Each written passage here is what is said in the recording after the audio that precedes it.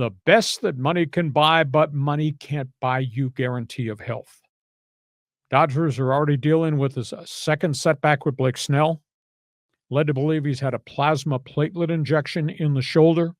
We talked extensively on the podcast last week about his bad first halves. Has anybody ever done a sit-down regimen evaluation of what he does in the offseason, why his first halves are all so bad? And now it's happened again. He's hurt.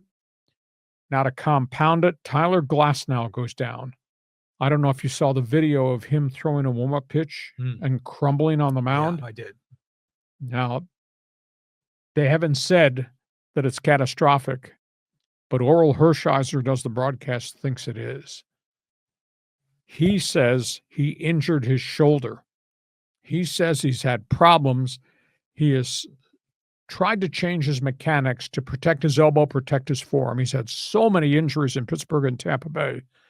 They've tried to restructure his mechanics, and he's struggled with repeating things.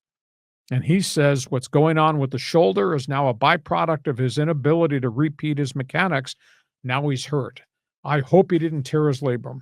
I hope it's not a re-injury of the elbow ligaments that he had surgery on while he was with the Pittsburgh Pirates. But this is a mess. I mean, they got $182 million tied up in Snell and $165 million in Glasnow, who had a history of injuries.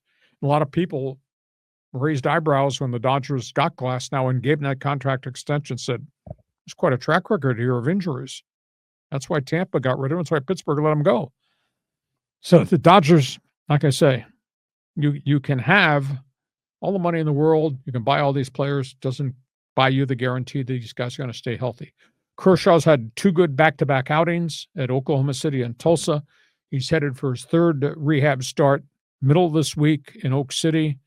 He may be ahead of the curve to come back. I think Tony Gonsolin, who's had 4 rehab starts and has been really dominant at Oak City, he's coming. He's going to pitch probably the middle of this week. They got Yamamoto, who's having a Cy Young Award start. Sasaki's pitching pretty well. Hasn't won his first game yet. And even though he got banged around a little bit early starts, he's had 3 good starts in a row. But Dodgers back end of the batting order is still not hitting. A lot of people are bagging on Max Muncy, something vicious up in Los Angeles. But now that they got these injuries here. So does it make you wonder about the Dodgers investigate Snell and Glasnow and their history? Should they have? Well, their history is well known. I mean, everyone knows that those 2 players get hurt a lot. Everyone knows that Snell is shaky in the first half of the season. I don't know. Fire Mark Pryor, Now, but I think the Tyler Glasnow situation, when they brought him over, he was just athletic on the mound, and he hadn't really thought about his mechanics that deeply. And so when the Dodgers said, we're going to tweak a few things to help prevent those injuries, I thought, hey, that makes sense. But it's true that you fix one thing here and it throws something else over here off center. And then next thing you know, you got to adjust 16 different ways, and that gets in their head and they end up making mistakes, and it's hard to repeat it. So I can see why it's so frustrating for Tyler Glasnow to go through this. But I don't know if you can really blame the Dodgers for that. It's just a weird set of circumstances.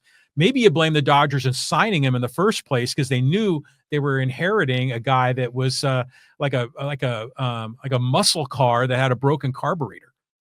And the other factor in the equation, it's the month of May. It's like middle of baseball season. You don't make changes. You can't make changes mechanically to a pitcher who needs the ball every 4th day.